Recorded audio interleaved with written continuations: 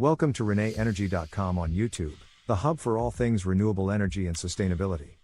Our channel is dedicated to bringing you the latest innovations and insights in green energy, including cutting-edge developments like green hydrogen. Whether you're a sustainability veteran or just beginning your journey, we have something for everyone. Join us on this channel to explore inspiring projects for a sustainable tomorrow. We bring you the latest in renewable energy, sustainability, and cutting-edge technologies. And don't forget, for more in-depth information and resources, visit our website and subscribe to our newsletter for the latest updates and exclusive content. Welcome back to the reneenergy.com YouTube channel, where we dive deep into the world of renewable energy and sustainable solutions. Today we're exploring a critical topic in the hydrogen sector: LOHCs, liquid organic hydrogen carriers versus liquid hydrogen. As green hydrogen becomes an essential part of our shift toward a carbon-neutral future, selecting the most efficient and safe transport method is key for scaling up its use across industries. Transporting hydrogen over long distances poses unique challenges due to its low energy density and storage needs. Understanding the advantages and disadvantages of LOHCs and liquid hydrogen is vital to optimizing hydrogen logistics for diverse applications, including industrial use, energy storage, and export markets. So, let's get into the details of these two competing methods to see which one might be the better option for long-distance hydrogen transport. Transporting hydrogen comes down to finding ways to manage its low volumetric energy density, which means it occupies a lot of space in its gaseous form. Two primary solutions have emerged: LOHCs and liquid hydrogen. LOHCs are organic compounds that chemically bond with hydrogen, turning the gas into a stable liquid form at room temperature and pressure. This allows for hydrogen to be absorbed at the source, transported in liquid form, and then released through a chemical process called dehydrogenation at the destination. LOHCs act as a kind of hydrogen sponge, carrying hydrogen in a more manageable state without needing high pressures or extreme temperatures. On the other hand, liquid hydrogen involves cooling hydrogen gas to cryogenic temperatures of about 253 degrees C, 423 degrees, to transform it into a liquid. This process significantly increases hydrogen's volumetric energy density, making it possible to store more hydrogen in a given volume.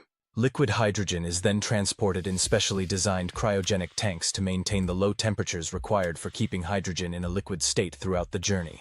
This difference in approach fundamentally influences each method's efficiency, safety, and overall feasibility for different transport scenarios. One of the key advantages of LOHCs is their stability.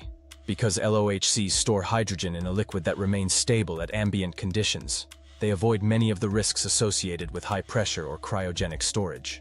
This stability reduces the potential for leaks or explosions during transport, as the hydrogen remains chemically bonded within the LOHC compound until it is deliberately released at the destination.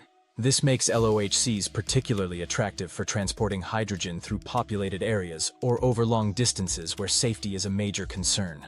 Additionally, LOHCs are compatible with much of the existing fuel transport infrastructure, such as pipelines and tanker trucks, which can help lower initial costs by reducing the need for completely new logistics systems. However, a major challenge with LOHCs lies in the energy required for hydrogenation and dehydrogenation processes.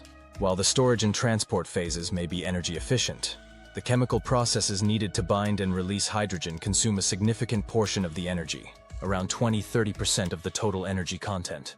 This means that while LOHCs can be safer and easier to handle, they may be less efficient when considering the entire life cycle of transport and use. Liquid hydrogen, in contrast, is known for its high volumetric energy density, which can be advantageous when the priority is to transport large quantities of hydrogen over significant distances. The cooling process that converts hydrogen gas into liquid form results in a denser storage medium, allowing more hydrogen to be transported in a single trip compared to gaseous hydrogen or even LOHCs. This makes liquid hydrogen particularly suitable for large-scale applications, such as shipping hydrogen overseas or supplying hydrogen to industrial hubs where high volumes are required. However, the process of liquefying hydrogen is extremely energy-intensive, with estimates suggesting that up to 30–40% of the energy content is lost in the liquefaction process alone.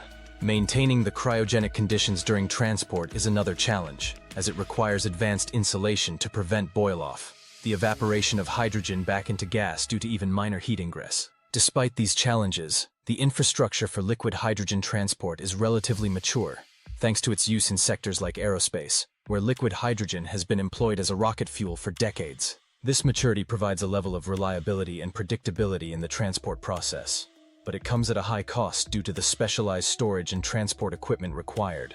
When comparing the safety of LOHCs and liquid hydrogen, the differences become even more apparent. LOHC's stability means that there is less need for complex safety systems during transport, making it easier to handle and reducing the risk of accidents. Since the hydrogen is chemically bonded within the carrier, it does not pose an immediate explosion risk like pressurized or liquid hydrogen might. Liquid hydrogen, however, requires careful handling due to its extremely low boiling point, and the fact that any breach in the cryogenic storage could lead to rapid vaporization, creating the potential for leaks and combustion in certain environments. This means that liquid hydrogen transport must be carried out under strict safety protocols to minimize risks, especially when transported near urban areas or in confined spaces where hydrogen gas could accumulate. Energy efficiency is another crucial factor in determining which method is more suitable for long-distance transport. LOHCs generally have an advantage in terms of lower energy consumption during the transport phase, since they do not require active cooling systems. However, the energy required to bind and release hydrogen from the LOHCs must be factored into the overall efficiency. On the other hand, liquid hydrogen transport, while more energy-intensive during the liquefaction phase, benefits from higher energy density during the transport itself, meaning that more hydrogen can be moved per trip. This can sometimes make up for the energy lost during cooling, particularly in situations where minimizing the number of transport trips is crucial, such as in maritime transport or long-haul delivery. Yet, the need for maintaining cryogenic conditions throughout the transport journey can add to the overall energy consumption, especially if the storage period is prolonged. Cost is another critical aspect where LOHCs and liquid hydrogen diverge. LOHCs can leverage existing infrastructure, which is a significant advantage for regions looking to integrate hydrogen into their energy mix, without the need for massive new investments in transport equipment. This can result in lower operational costs, particularly when transporting smaller to medium-sized quantities of hydrogen.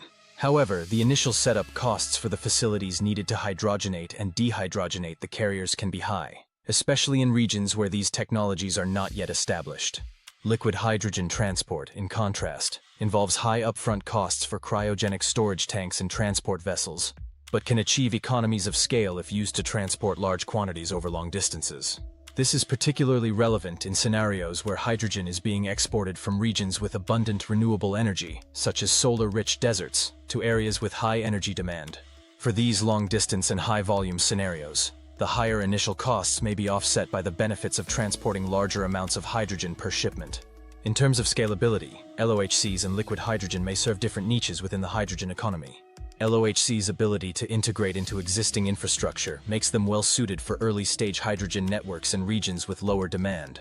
They offer a way to develop a hydrogen transport network without immediately investing in new, expensive transport methods.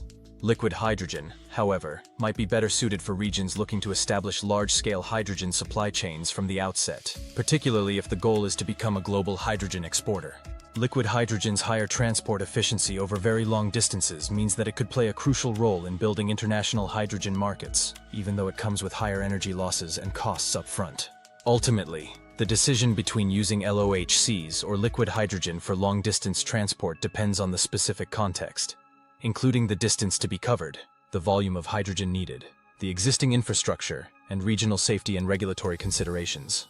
As the hydrogen economy continues to expand, it's likely that both methods will find their place, offering complementary solutions to the diverse challenges of hydrogen transport.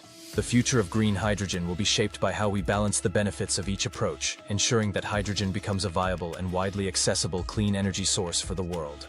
For more insights into green hydrogen and renewable energy, stay tuned to reneenergy.com and check out the links in the description for further reading. Thanks for tuning into the reneenergy.com YouTube channel. We trust you found this episode enlightening and motivating. There's a world of innovation and opportunity in sustainable energy, and we're delighted to share this journey with you. Stay in the loop with the latest on renewable energy and sustainability by visiting our website and subscribing to our newsletter. Your support is immensely appreciated, it's truly invaluable to us. Don't miss our next video on new trends in renewable energy. Follow us on social media for the latest updates. Enjoyed the video? Like, subscribe, and share for more green insights. Thanks for watching.